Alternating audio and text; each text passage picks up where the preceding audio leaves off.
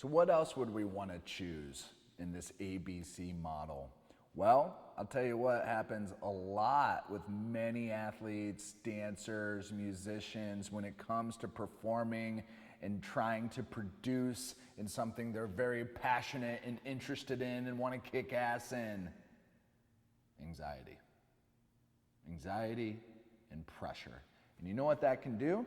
Is sometimes that can take us out of our ideal performance state. We can be way too anxious. Or in other cases, maybe it's been a long season and you're starting to get a little bit burnt out and you need to kind of pump yourself up in order to make it through the practice or make it through this particular dance opportunity or whatever it is for you. So composure is something else that we might choose to deliberately focus on as an outcome in the ABC model. And composure, though it has traditionally the lean of calming ourselves down, the way that I like to use composure in this e-course is not only just to calm ourselves down, but also to pump ourselves up. So composure is the modulation of our energy to find our ideal performance state and to get there and to enact it. And the reason why that's important is because in the world of performance, there's going to be days where we feel good and we're motivated and we're ready to kick ass and we're confident, we're not nervous at all, we're in like this perfect performance state. Though in other times, we wake up on the wrong side of the bed, maybe our flight got canceled or delayed and we're all rattled and we just didn't sleep well and we don't feel super good, we're going against opponents or we're in front of judges that we don't trust or we've had bad experiences with. So we can get really rattled and thrown off by that. And if we just wing it and just assume that you're gonna be able to figure it out on the fly, you're going to be mistaken. It just doesn't work like that. Just like I can't do a lot of things on the fly, we need to be more prepared. And so by identifying how you need composure and how you experience composure, it puts you in the driver's seat in order to find your ideal performance state. And that's what we want to go for. So the way that we do that, I want to offer you a quick model of reference and show you just how composure actually is. So there were some really smart researchers way back when called Yerkes-Dodson, and they created this model known as the Yerkes-Dodson inverted U of performance. And essentially what that means, taking you back to kind of middle school math class, is you have the XY axis graph. Okay, you have the x-axis down here, y-axis up here. On the x-axis, you have energy level.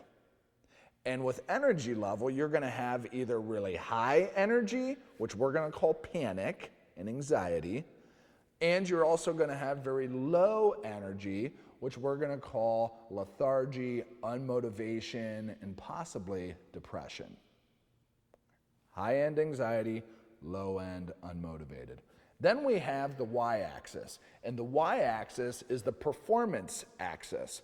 So at the top of the y-axis is really good, solid performance, you're kicking ass. Down here, low on the y-axis is poor performance. You're not cutting it, it's not going very well.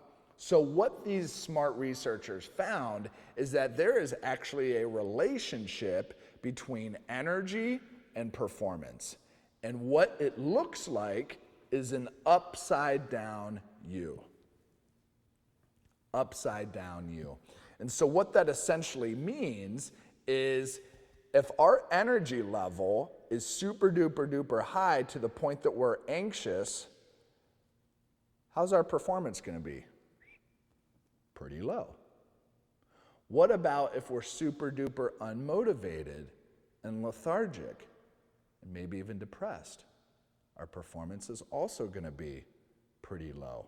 So according to the graph, this relationship, we would ideally want our performance somewhere in the middle. Now, that's going to vary based on performance type, based on performer type, but That's an average. That's an average. So if I'm a football player on the defensive line, I might want to be a little bit more pumped up, and so we'll talk about that. But if I'm going in for brain surgery, I don't want my brain surgeon listening to Pantera and doing chest bumps with the anesthesiologist before they pop open my frontal cortex. Easy, doc. Listen to some Enya, smell some lavender, and perform some surgery. So we have to understand that depending on the performance type and the performer type, that's going to influence what your individual graph relationship between energy and performance actually looks like. So in this section, we're going to accomplish two things. Thing number one is you need to know what your performance number is, which we'll talk about next. And then the second piece is, now that you know what your number is and in what particular context, now you need to either move your dial up to get to that number or dial yourself down to get to that number. So you want to become more composed and find your ideal performance state? Stay tuned. We got 2 kick-ass tactics for you.